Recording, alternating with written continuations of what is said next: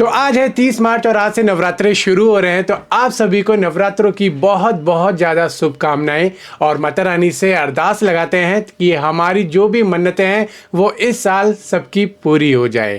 तो चलो इसी खुशी के साथ अपना व्लॉग शुरू करते हैं। Welcome back to my YouTube channel और आप देख रहे हैं राइडिंग विद पीस।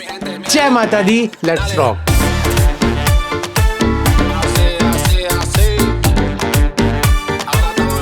किलोमीटर देख रहे हो 15,000, वो भी बिल्कुल नेट। और पता है अभी मैं ट्रिप पर निकल ही गया था, आपने देखा होगा लास्ट व्लॉग।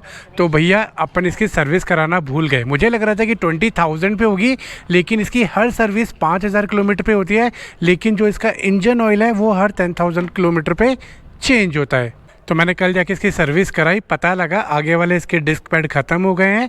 और कंपनी में जो इसका रेट मिल रहा था भैया क्या ही बताऊं, उतने में तो एक अच्छा खासा बाइक ट्रिप हो जाता है। इतने के तो इसके आगे वाले डिस्क पैड हमें पड़ रहे हैं। तो अभी मेरी करोल बाग में राजू भाई से बात हुई है जिन्होंने सारी मॉडिफिकेशन की थी। तो उन्होंने बोला मेरे पास ले आओ, अपने पास ऑप्शन पड़ा हुआ है तो हम लगा देंगे इसके अंदर, ताकि आप अपना आराम से ट्रिप पर निकल पाओ। तो अभी हम लोग जा रहे हैं करोल बाग इसके अंदर डिस्क पैड लगाने। दूसरी चीज़, जो नीचे वाली लाइट है वो भी थोड़ा सा फ्लिकर कर रही है, तो कनेक्शन कहीं से लूज़ हो गया है वो भी चेंज करा लेते हैं। और लाइटों के कवर बनवा लेते हैं, क्योंकि 6 लाइटें लगी हुई हैं।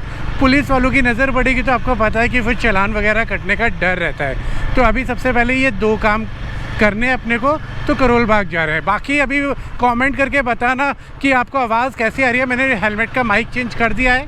पिछला वाला जो माइक लगाया था काफ़ी अच्छा क्वालिटी वाला था, लेकिन आवाज़ क्वालिटी वाली रिकॉर्ड नहीं हो रही थी, तो अपन दोबारा से वही वाला सेटअप कर दिया जो पुराना पड़ा था। बाकी अभी भैया दिल्ली के अंदर गर्मी ऐसी आ रखी है कि दिन में तो भैया तेल निकल रहा है, रात को जैकेट पहनने का पूरा मौसम बन जाता है, ऐसी ठंड लगती है रात में। तो वक्त बदल रहा है, जज्बात बदल रहे हैं, लेकिन अपन अभी तक पुराने के पुराने ही हैं। चलो अभी सबसे पहले चलते हैं करोल बाग।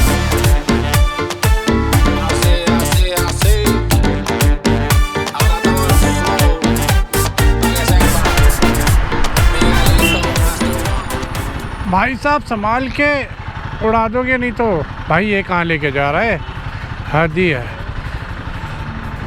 टेम्परेचर देख रहे हो कितना दिखा रहा है, 42 डिग्री अभी बाहर का टेम्परेचर है।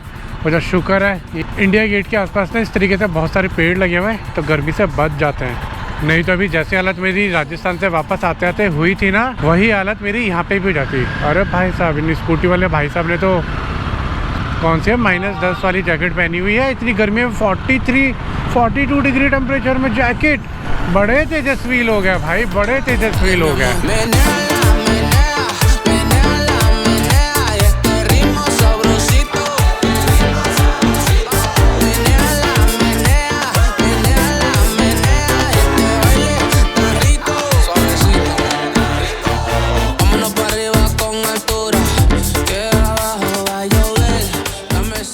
दिल की एक बात बताऊं, सर्दियों से बहुत ज़्यादा ख़राब लगती है मेरे को गर्मियाँ। आपको कैसी लगती है भैया गर्मियाँ? मज़ा आता है? जरा भी पसंद नहीं, बिल्कुल भी पसंद नहीं है ना? बिल्कुल भी। तो भैया जैसे जैसे करके मैं पहुंच गया राजू भाई की शॉप पे। यहाँ पे हुई थी एनर्जी डाउन, तो अभी पी रहे कोल्ड कॉफ़ी। बाकी बाइक का काम स्टार्ट हो गया है।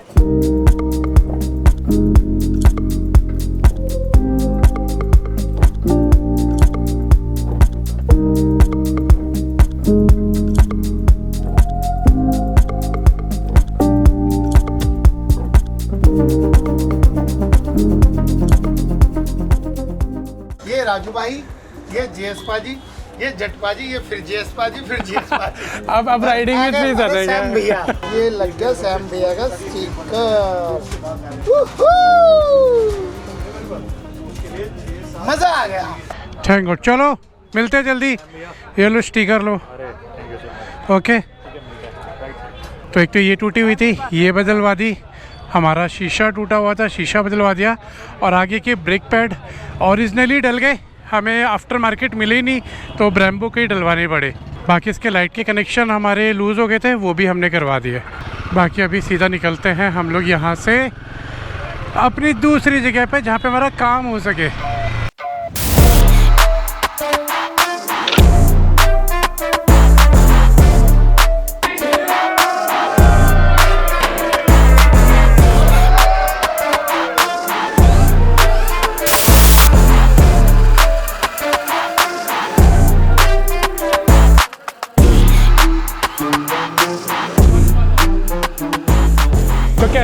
आपको डिलीवरी मज़ा आया। तो अभी यहाँ से हम लोग निकाल रहे हैं बाइक और हो गई है यहाँ पे तैयारी बाइक निकालने की।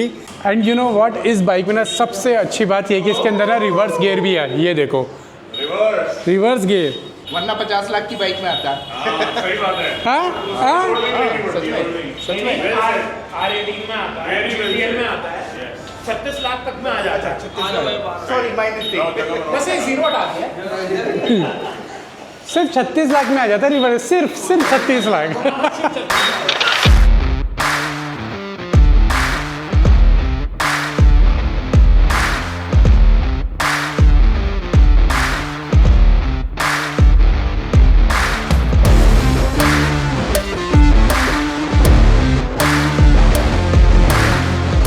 एक, दो, तीन, चार, पाँच, छः, फिर उसके बाद ये भी हो गई।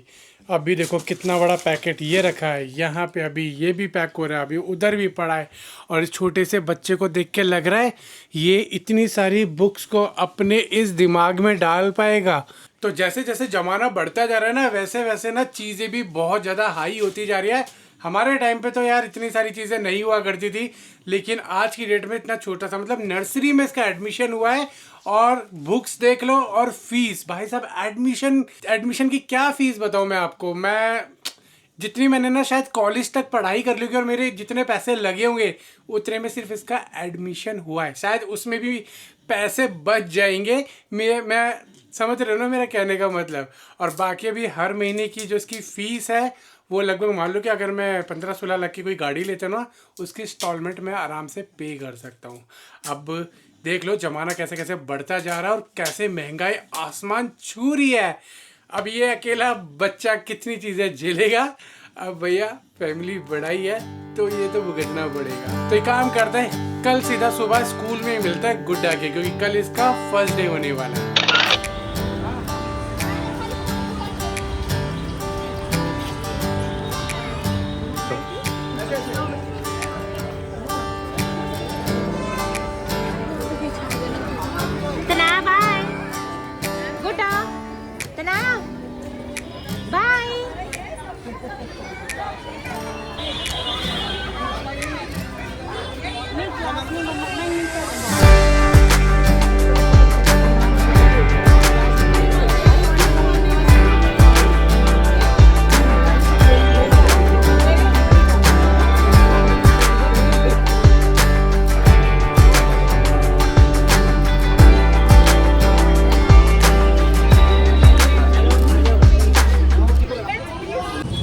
यहाँ पेरेंट्स खड़े हुए हैं बहुत सारे, उधर पेरेंट्स खड़े हुए हैं, उधर खड़े हुए हैं। और मैं क्या बताऊँ आपको, क्या फटी पड़ी है इस टाइम पे, बहुत बुरी वाली। क्योंकि बच्चे जब अंदर जा रहे थे ना, तो मतलब मान लो कि 90% बच्चे कम रो रहे थे, बच्चों के माँ बाप ज़्यादा रो रहे थे। और अभी बताइए क्या, कोई भी यहाँ से नहीं गया, सबके सब गेट के बाहर खड़े। क्योंकि आज जो टाइमिंग है बच्चों का सिर्फ 2 से ढाई घंटे का है और कोई भी माँ बाप यहाँ से जा नहीं रहे। पूजा की तो हालत टाइट है, भी शकल ही दिखा रही होगी है ना। सारे माँ बापों की यही हालत है, देखो उधर और उधर देखो। जब भालू आ जाए, चीता आ जाए, इतना डर तो उसको तब नहीं लगा होगा जितना है ना। सही है सही है।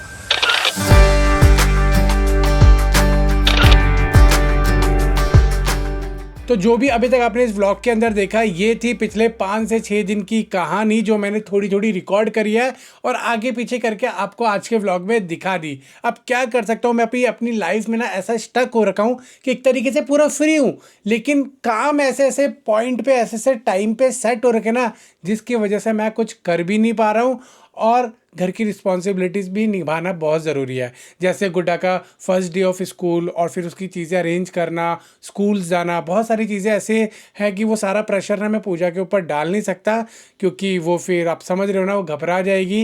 एंड समझ रहे हो ना मेरे कहने का मतलब। तो मुझे इस चीज़ों में पूरा टाइम देना पड़ रहा है, जिसकी वजह से मैं खाली होते हुए भी बिज़ी हूँ। और यार अब क्या ही दिखाऊंगा घर की लाइफ में जब तक प्रॉपर एक्टिविटी ना हो।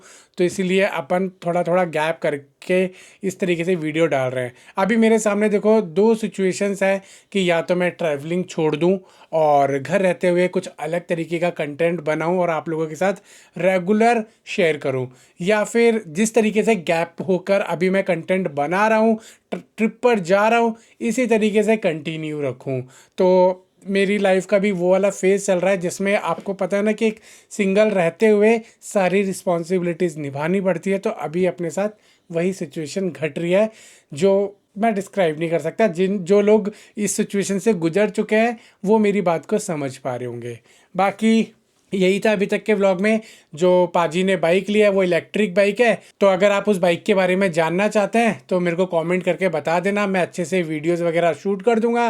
पाजी की KTM 390 है, अगर आप उसके बारे में जानना चाहते हैं तो उसके ऊपर भी प्रॉपर व्लॉग बना दूंगा। अगर आप चाहते हैं कि KTM 390 और हिमालयन के बीच में कंपैरिजन प्रॉपर रिव्यू वीडियो बनाऊं, क्योंकि अपन हिमालयन यूज़ कर चुके हैं, तो मैं वो भी बता दूंगा। तो अगर आप जो भी चाहते हैं कमेंट कर दीजिए, अपन वो अब बना देंगे। बाकी रोड ट्रिप की मैं क्या बताऊं यार, सिचुएशन अभी ऐसी है कि अभी अपन फंसे हुए होकर भी फ्री है। तो अभी इस व्लॉग में तो कुछ था नहीं, तो मैंने सोचा छोटी मोटी चीज़ें आपके साथ शेयर कर दूं। चलो, उम्मीद करता हूं आप मेरी चीज़ों को समझ पा रहे होंगे, मेरी अभी जो चीज़ें चल रही है उसको भी समझ पा रहे होंगे। तो उसी बात पे वीडियो को लाइक कर देना, चैनल को सब्सक्राइब कर देना, इंस्टाग्राम का लिंक दिया डिस्क्रिप्शन में, जाके फॉलो कर लो। रेगुलर अपडेट वहाँ डालता रहता हूँ। मिलता है अगली वीडियो में। Till then, good bye.